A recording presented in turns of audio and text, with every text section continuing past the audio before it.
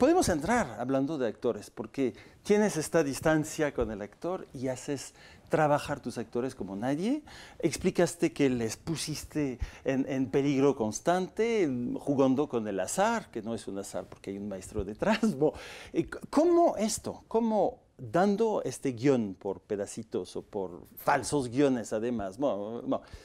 ¿Cómo puedes arreglar un rodaje tan preciso técnicamente? Es decir, ahí el azar es peligroso. Pues sí, ¿no?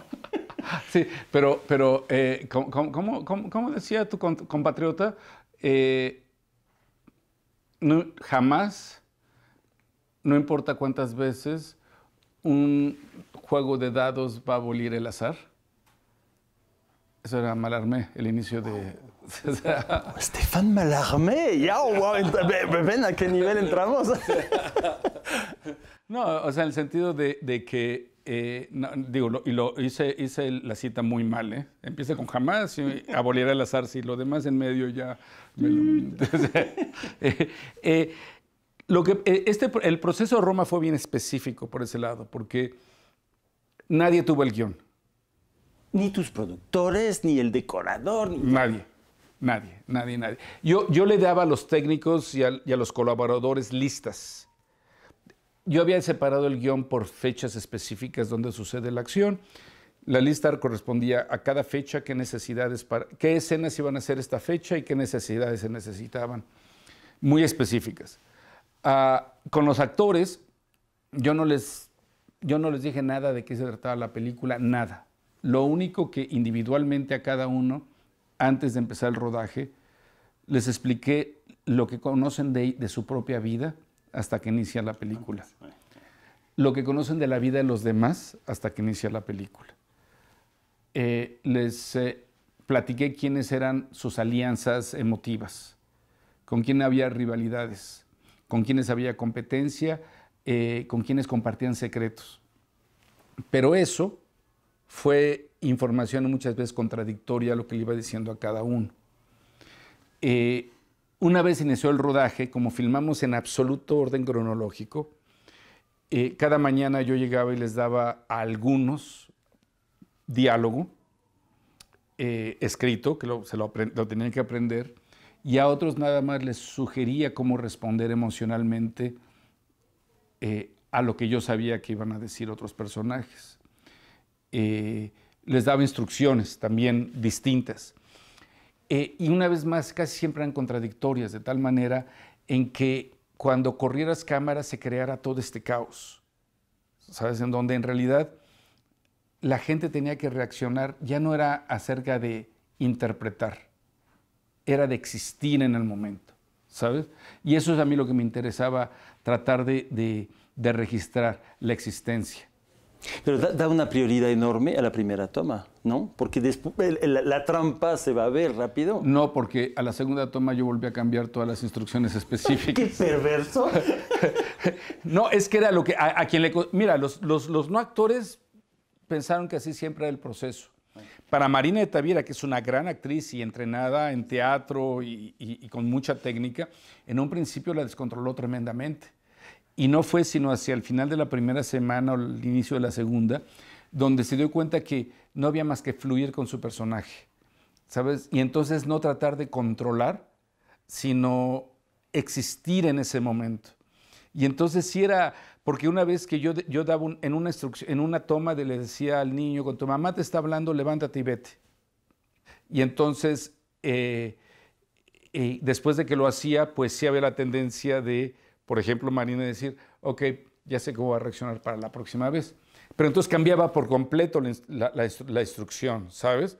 O si el niño dice, me voy a ir, y en una toma Marina se descontrola, pero entonces yo sé que ya va a tener una respuesta, le digo al otro niño, bueno, si tu hermano se va, tú también te vas. ¿Sabes? Entonces, a mí lo que me gusta de eso, porque estoy hablando, por ejemplo, de una escena específica, es que ves la cara de Marina y ves que empieza a sentirse, que empieza a perder el control, ¿sabes? Pero como personaje empieza a perder el control acerque a sus hijos. ¿Sabes? Empieza a sentir una cierta soledad. Entonces, y eso era lo que me interesaba es exactamente reflejar. lo que vive el personaje, entonces de eso se trata. Bueno, pero en este momento que estás detrás de cada actor dando informaciones de último momento, ¿cómo haces para que tu luz, tus cámaras, tu cámara y etcétera, que además vas a estar pegado a la cámara porque haces la fotografía en esta película, ¿cómo haces para que todo sea fluido? Es decir, ¿previste un set perfecto para no tener, para que los actores puedan vivir sin como intervención del cine en su parte técnica? Porque hubo mucha preparación, hubo una preparación larguísima, donde entonces yo caminaba con los distintos miembros de los distintos departamentos. Como no tenían guión, todos sabían que si yo iba a buscar locaciones, no iba solo con la gente de locaciones, el asistente de dirección, sino que venía todo el mundo porque de algo se iba a hablar ahí, que iba a ser relevante para ellos. Y entonces todo el tiempo iban sumándose los elementos.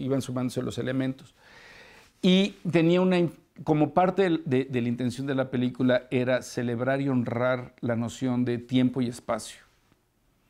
O sea, espacios en donde están sucediendo la mayor parte de los espacios donde sucedieron las escenas originales hace casi 50 años.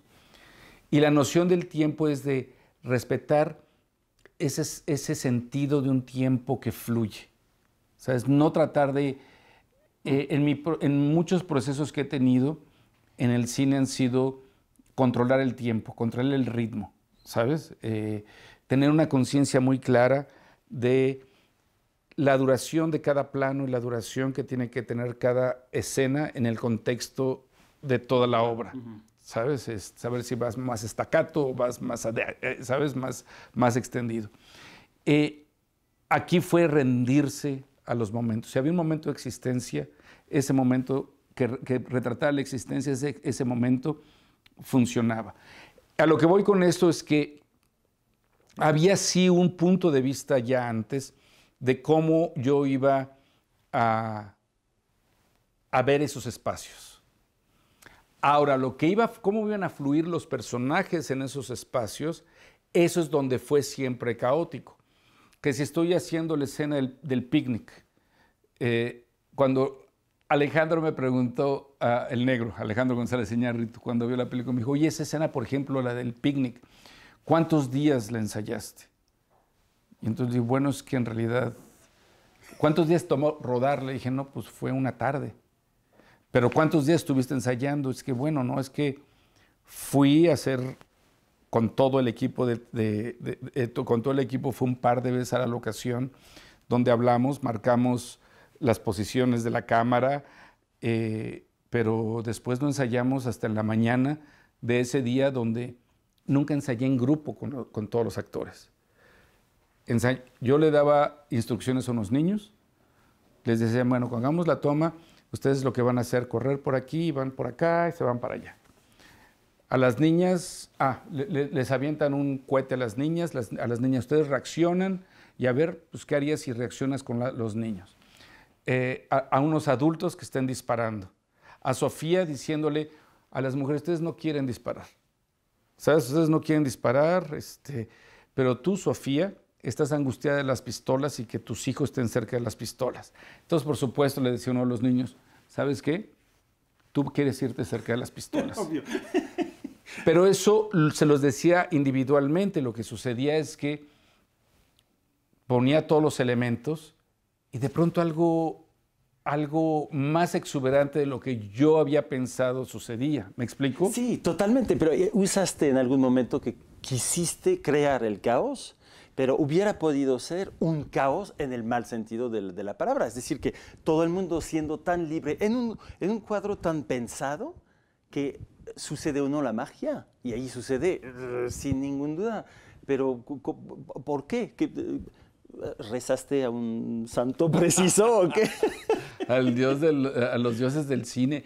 Ahí, mira, es que sucedió como el guión. El guión lo escribí completamente, casi como en libre asociación.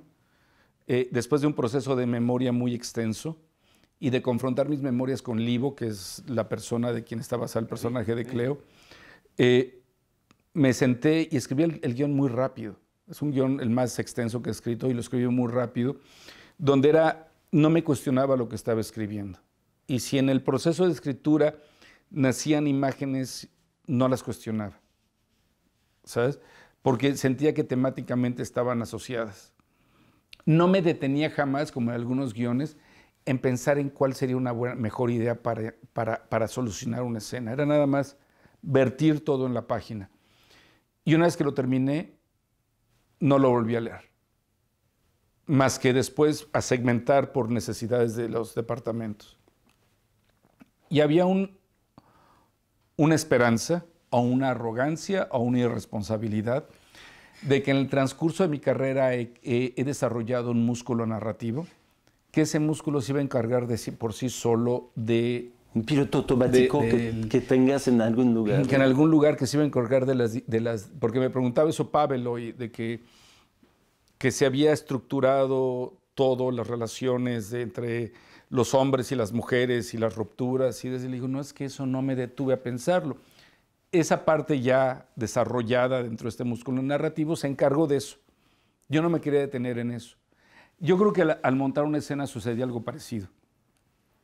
O sea, estaba buscando, enfocándome en lo esencial, esperando que después de haber montado escenas complicadas, largas y de distintos tipos de complejidad, que esas cosas empezaran a fluir por sí mismas.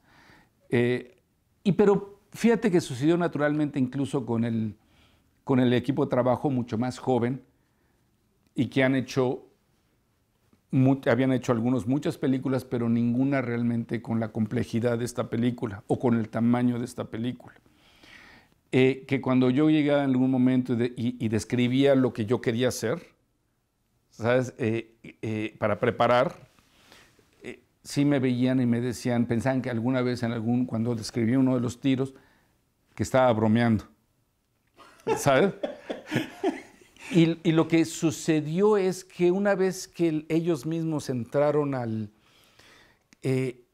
en ellos mismos empezó a crearse un desarrollo, o sea, a desarrollarse un músculo de cómo solucionar esas cosas, ¿sabes?